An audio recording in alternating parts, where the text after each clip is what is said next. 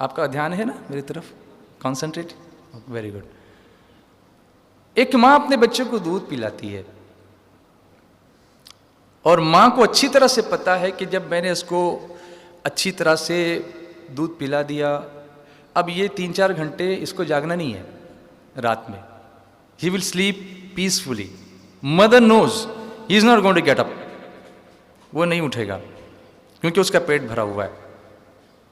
Suddenly 1-8 घंटे के बाद बच्चा उठ के रोने लग गया। ऐसा कभी होता भी है कि माँ ने तो दूध पिलाया हुआ है, but still the child wakes up from his sleep, वो जाग गया। नेचुरली माँ का रिएक्शन क्या होता है उसको चुप कराने के लिए? Would you tell me, can anybody tell me? माँ क्या करती है उसको चुप कराने के लिए? नहीं देखा कभी? यस, थपथपाती है, ठीक है, और क्या करती है? दूध पिलाती है। यही रिएक्शन होता है, यही रिएक्शन होता है कि वो फौरन उसको दूध पिलाना शुरू करती है, जबकि उसे ये पता है कि मैं पहले उसको पेट भर के दूध रोजाना की तरह पिला चुकी हूं।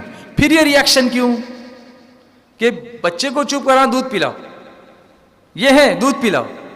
बड़ी बूढ़ी औरतें भी बोलती कि उसको दूध पिलाओ, चुप हो जाएगा।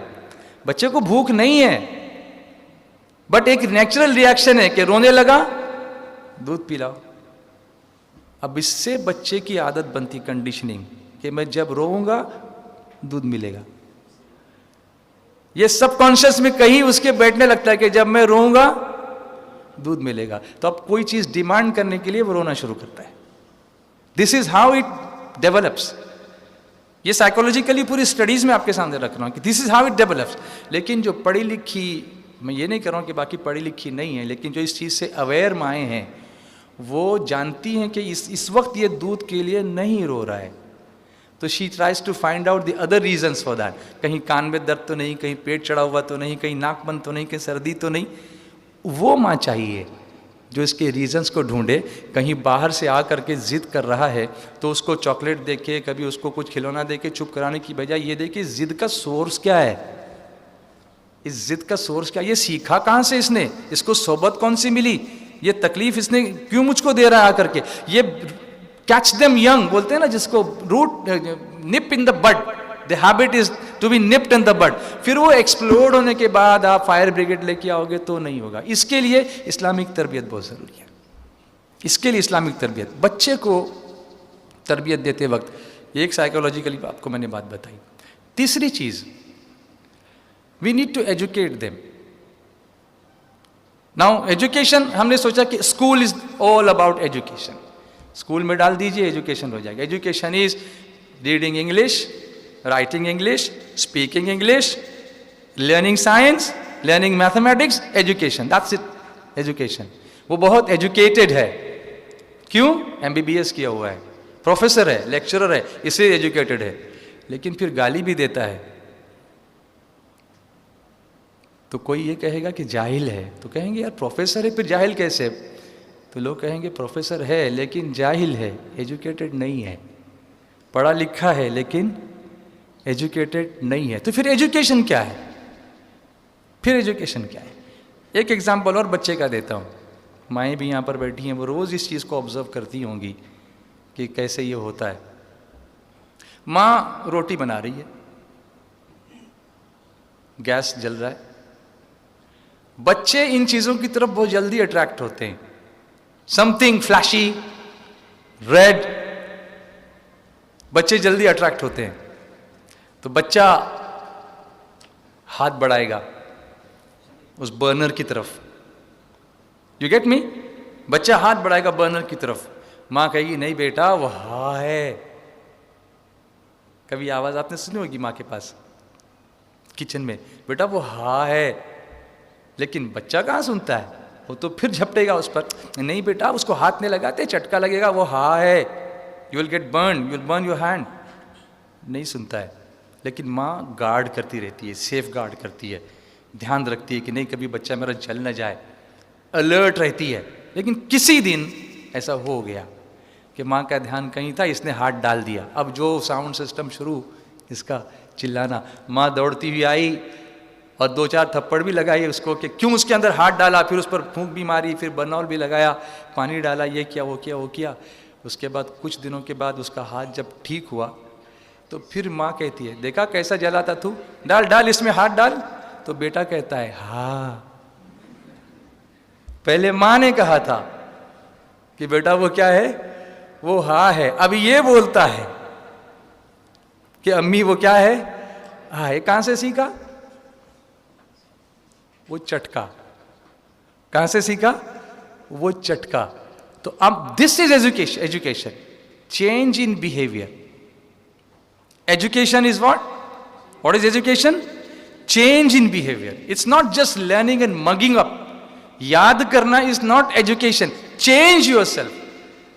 इसीलिए सहाबा जो थे, मेरे आका अलैहिस्सलातु वत्तस्लीम ने फरमाया, अस्हाबी कन नुजूम फबिअय्यिहिम इक़्तदैतुम इह्तदैतुम। मेरे सहाबा सितारों की मानिंद है। किसी यूनिवर्सिटी में नहीं गए थे, फिर वो इल्म फ़न के सितारे कैसे बन गए? अखलाक के ज़रिए उनके अंदर चेंज का, बिहेवियर का जो चेंज मेरे आका ने बर्पा कर दिया था, उसकी वजह से वो पढ़े लिखे कहलाए, उसकी वजह से वो एजुकेटेड कहलाए, उसकी वजह से वो सितारे कहलाए, उसकी वजह से वो उस सोहबत की वजह से वो सहाबा कहलाए। तो this is now what change, that is also important. Not every change is education, it could be negative. Positive change in behaviour, that is education, positive change. अब लाइकवाइज एक बच्चा जलने की कोशिश कर रहा है, वो नहीं जानता कि वो जल जाएगा, तो हम ये नहीं कहते कि जाने दो, बच्चा है, आग में हाथ डालने दो। अगर वो रोता भी है तब भी हम उसको रोकते हैं, उसके रोने की वहाँ परवाह हम नहीं करते, क्योंकि हम जानते हैं कि इसके अंदर इसका नुकसान होगा। रसूल करीम सल्लल्लाहु अलैहि वसल्लम की हयात तय्यबा में, सीरत पाक में भी इसकी मिसालें। हज़रत सैयदना इमाम हसन रज़ियल्लाहु ताला अन्हु एक दिन तशरीफ़ लाए, तो वहाँ कुछ सदक़े की खजूरें रखी हुई थी। उन्होंने हाथ डाला और अब एक खजूर अपने मुँह में डाल ली। हुज़ूर अलैहिस्सलातु तस्लीम ने उसको निकाल लिया उनके मुंह से। ये नहीं देखा कि बच्चा खा रहा है, क्योंकि वो सदक़े की खजूरें थीं और अहले बैत पर सदका जायज़ नहीं है ना। तो हुज़ूर ने वहीं उनके रोने की या उनके किसी चीज़ की परवाह किए बगैर, तरबियत में किस कदर स्ट्रिक्ट होना चाहिए, ये स्ट्रिक्टनेस भी उनके लिए एक रहमत है। वरना हम बच्चा बच्चा कह के बचपने से उसको इस तरह से छोड़ देते हैं और उसके बाद में, तो ये पहलू हुज़ूर अलैहिस्सलातु वत्तस्लीम की हयात पाक में तो हमको मिलता है ना, कि उनकी तरबियत के। तो right from the conception till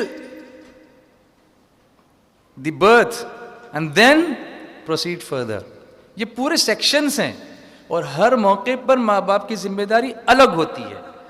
जब वो बड़े हो जाते हैं तो फिर उसके बाद उनको समझाने का एक अंदाज अलग होगा, बचपने में समझाने का एक अंदाज अलग होगा, और वो सारे रोल जब तक हम एक्वायर नहीं करेंगे, आज इसीलिए आज की महफिल है ये कि वो रोल्स हम कैसे समझें, डिफरेंट फेजेस ऑफ लाइफ को कैसे अंडरस्टैंड करें।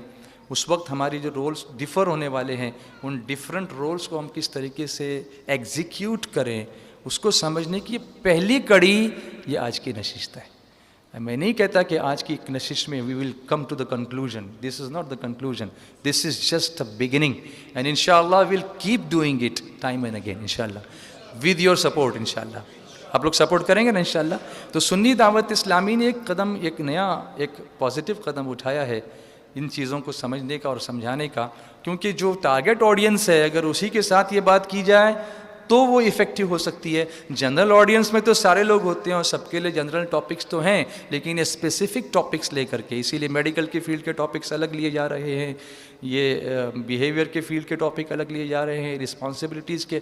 और वाई समझो आपकी कोई कंपनी है, उस कंपनी में एक क्लर्क काम करता है, आप उसको मैनेजर की पोस्ट पर प्रमोशन देते हैं बिकॉज ये वर्क फॉर 25 ईयर्स, लेकिन डायरेक्टली आप उसको रिस्पॉन्सिबिलिटी नहीं देते जब तक कि आप उसको इन हाउस ट्रेनिंग ना दें। He may be experience but he is not train for being the manager. तो आप उसको ट्रेन करके फिर उस पोस्ट पे बिठाते हैं। यहाँ तो ये हो रहा है कि निकाह आदमी करता है लेकिन ट्रेनिंग ही नहीं है कि how to become a good father, how to become a good husband, कोई ट्रेनिंग नहीं है। तो ये ट्रेनिंग मेरे आका ने अता फरमाई है और अमली ज़िंदगी के ज़रिए अता फरमाई है, कुरान पाक की आयतों के ज़रिए अता फरमाई है और हदीस मुबारका की रोशनी के ज़रिए अता फरमाई है।